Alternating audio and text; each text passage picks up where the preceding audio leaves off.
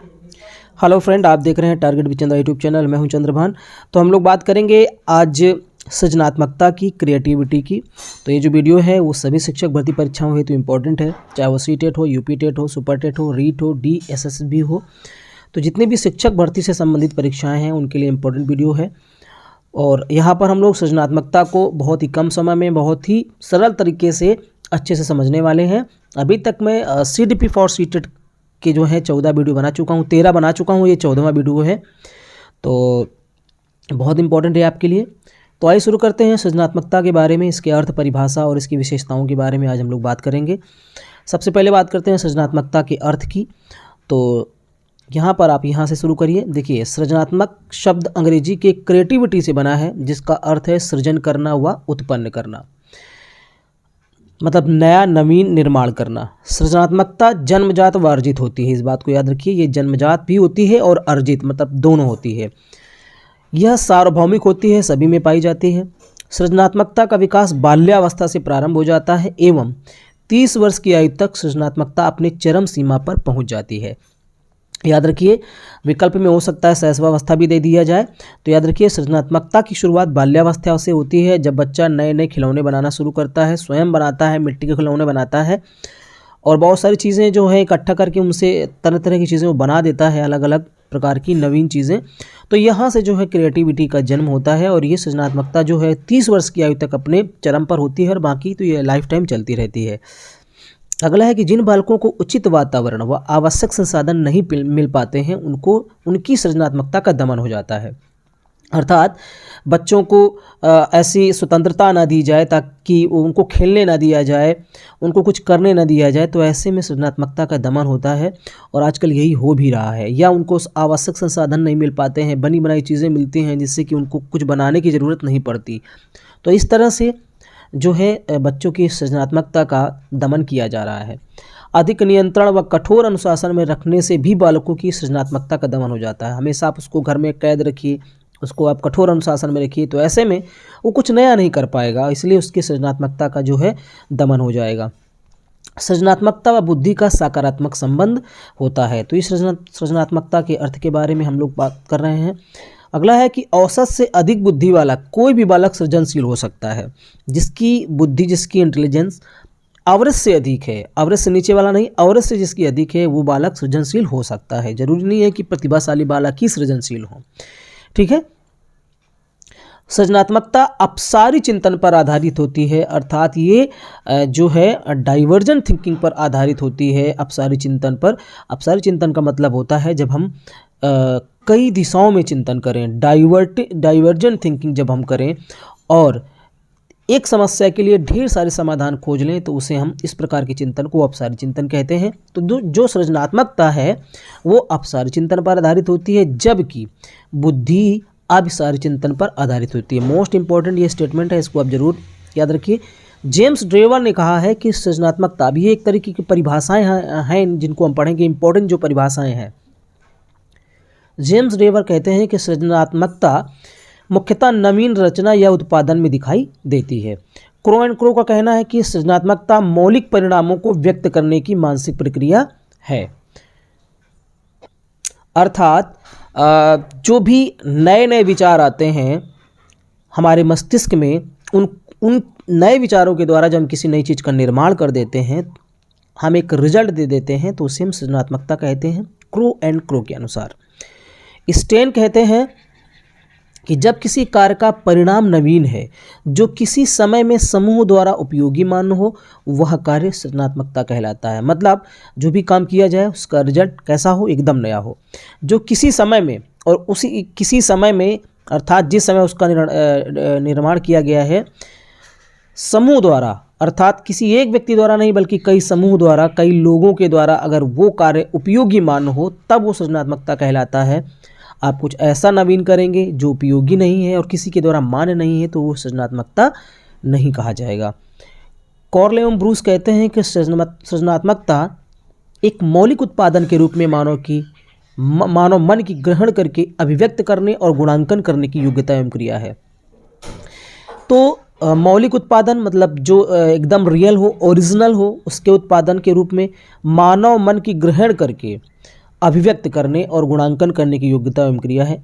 तो आप देखिए, कोई भी चीज़ नवीन कैसे बनती है, कोई भी चीज़ नवीन चीज़ का आविष्कार कैसे होता है, निर्माण कैसे होता है। सबसे पहले तो नवीन विचार आने चाहिए, है ना, मस्तिष्क में। जब नवीन विचार आएंगे तभी तो आप नवीन चीज़ों का निर्माण कर पाएंगे। तो सबसे पहले नया सोचने वाले, कुछ हट करके सोचने वाले जो लोग होते हैं, वही क्या है, नई चीज़ों का उत्पादन कर सकते हैं, नई चीज़ों को बना सकते हैं। तो जिसके अंदर इस प्रकार की योग्यता पाई जाती है, हम कह सकते हैं कि उसके अंदर क्या है, क्रिएटिविटी है। तो इस तरीके से अर्थ और परिभाषा के बारे में हम लोगों ने समझा। अब हम बात करते हैं इसकी कुछ विशेषताओं के बारे में। जैसे कि पहली विशेषता है कि सृजनात्मकता की योग्यता लोगों में भिन्न भिन्न पाई जाती है। अर्थात जरूरी नहीं है कि सृजनात्मकता सभी में समान हो, अलग अलग लोगों में अलग अलग पाई जा सकती है। सृजनात्मकता वह योग्यता है जिसके द्वारा व्यक्ति नवीन विचारों एवं तथ्यों को जन्म देता है। इस बात को हम पहले ही कर चुके हैं। सृजनात्मकता वह योग्यता है जिसके आधार पर व्यक्ति किसी समस्या का वास्तविक हल खोज सकता है। सृजनात्मकता से उत्पन्न नए विचार, नए तथ्य मानव जीवन के लिए उपयोगी हैं। और अपसारी चिंतन, इसमें अब अपसारी चिंतन क्या होता है, अगर अपसारी चिंतन की बात करें तो इसमें व्यक्ति उत्तर की खोज में चिंतन मनन करने लगता है तथा विस्तृत उत्तर देता है।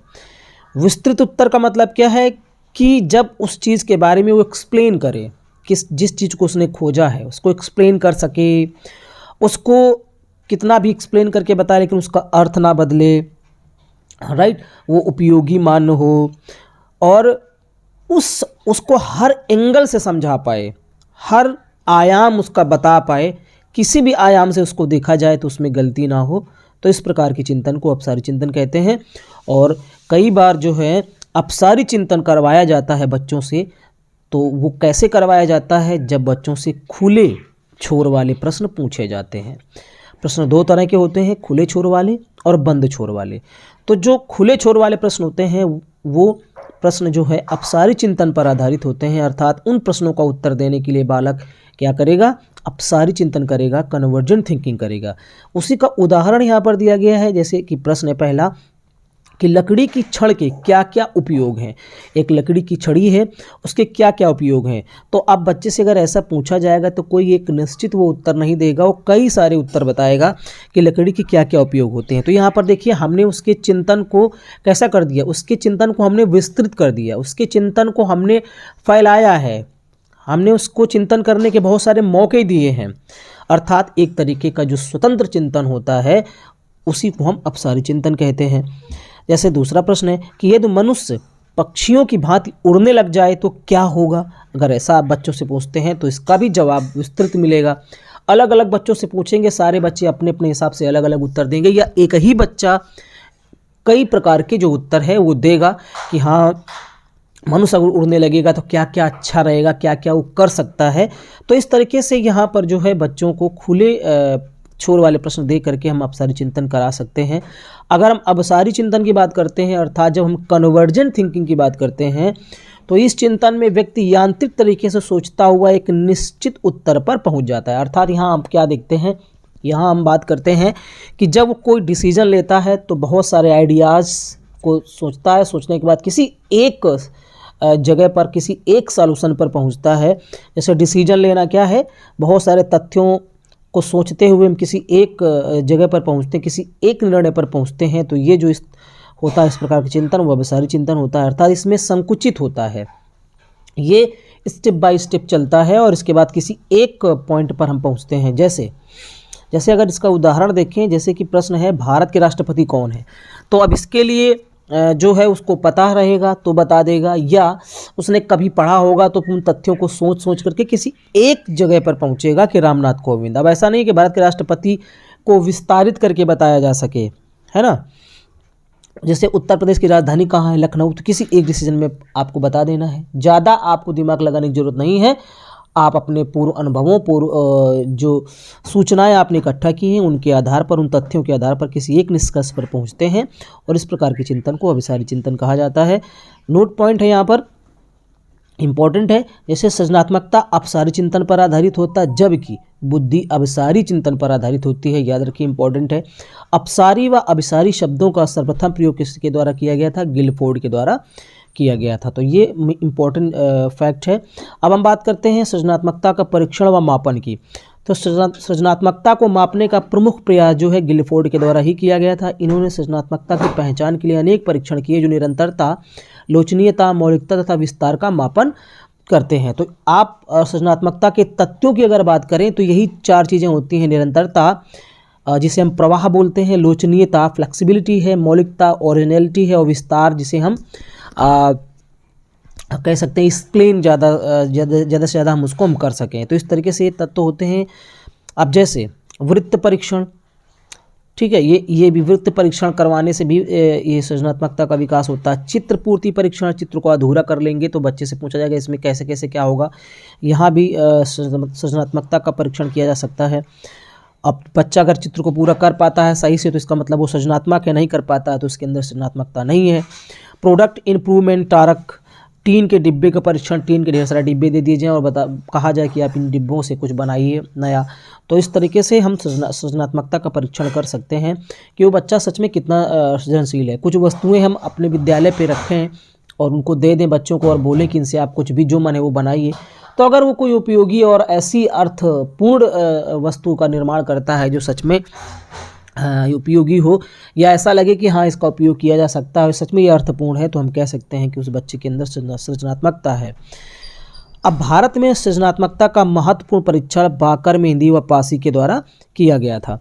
सृजनशील बालक कौन होता है? ऐसे बालक जो स्वयं की प्रेरणा से तथा नए विचारों व प्रतिभाओं के साथ किसी नई वस्तु का सृजन व निर्माण करते हैं, सृजनशील बालक कहलाते हैं। तो ये सृजनशील बालक की परिभाषा हो गई। ठीक है, अब हम विशेषताओं की बात करते हैं। सृजनात्मकता में क्या क्या पाया जाता है, तो जैसे यहाँ पर हम देखेंगे कि पहली विशेषता है कि कल्पनाशीलता। जो बच्चे सृजनशील होते हैं उनके अंदर कल्पनाशीलता पाई जाती है, वो कल्पना करते हैं। ठीक है, मौलिकता, जो भी वो सोचते हैं वो नया सोचते हैं। ये संवेदनशीलता, वो आसपास की घटनाओं के बारे में हमेशा जो है अलर्ट रहते हैं। विनम्रता या लोचशीलता पाई जाती है। निरंतरता या धारा प्रवाह विचार होते हैं इनके। विस्तार पूर्णता पाई जाती है, अर्थात किसी चीज़ को विस्तारित कर सकते हैं। दूर वृद्धि व अंतर वृद्धि भी होती है। जिज्ञासा इनमें होती है, जानना चाहते हैं हमेशा। कार्य में इनकी निष्ठा होती है, जो काम करते हैं बहुत ही लगन के साथ, मन के साथ करते हैं, तभी तो वो नई चीज़ का निर्माण कर पाते हैं। समस्या समाधान की योग्यता पाई जाती है। देखिए, समस्या समाधान वही कर पाएगा जो हर प्रकार से सोचेगा। जो एक दिशीय नहीं कई दिशाओं में सोच सकता है वही समस्या का समाधान कर सकता है। ये दृढ़ निश्चयी होते हैं जो जिनके अंदर सृजनात्मकता होती है। जोखिम उठाने को हमेशा उत्सुक रहते हैं, कुछ नया करने के लिए रिस्क तक ले लेते हैं। ऐसे लोग जो हैं इनके अंदर सृजनात्मकता पाई जाती है। अब सृजनात्मकता के कुछ सिद्धांत हैं जो कि सीधा पूछ लिए जाते हैं। जैसे कि पहला है आकस्मिक लाभ वृत्ति सिद्धांत, किसके द्वारा दिया गया? कैनन एवं मैकलिन के द्वारा। साहचर्यवाचक सिद्धांत विल्सन के द्वारा दिया गया। मनोविश्लेषणात्मक सिद्धांत जो है सिगमंड फ्राइड के द्वारा दिया गया। प्रतिभा का सिद्धांत या द्विकारक सिद्धांत स्पीयरमैन के द्वारा दिया गया। अभिप्रेरणात्मक सिद्धांत रोजर्स के द्वारा। संज्ञानात्मक सिद्धांत पियाजे के द्वारा दिया गया। मानसिक स्वास्थ्य का सिद्धांत मास्लो के द्वारा, और बुद्धि विद्वान जो है ये गिलफोर्ड के द्वारा दिया गया। तो इस तरीके से जो है इन सिद्धांतों के बारे में भी पूछा जा सकता है कि निम्न में से कौन सा सृजनात्मक सिद्धांत नहीं है या कौन सा है या किसने दिया। तो इस तरीके से जो है सृजनात्मकता के बारे में हम लोगों ने पढ़ा। तो वीडियो देखने के लिए आपका बहुत धन्यवाद। अगर आप इसका PDF पाना चाहते हैं तो प्लीज़ कमेंट जरूर करें। आपको PDF इसका इसी वीडियो के डिस्क्रिप्शन में अवेलेबल करा दिया जाएगा। तो वीडियो में सिर्फ इतना ही, मिलते हैं इसी तरह के नेक्स्ट वीडियो में। धन्यवाद।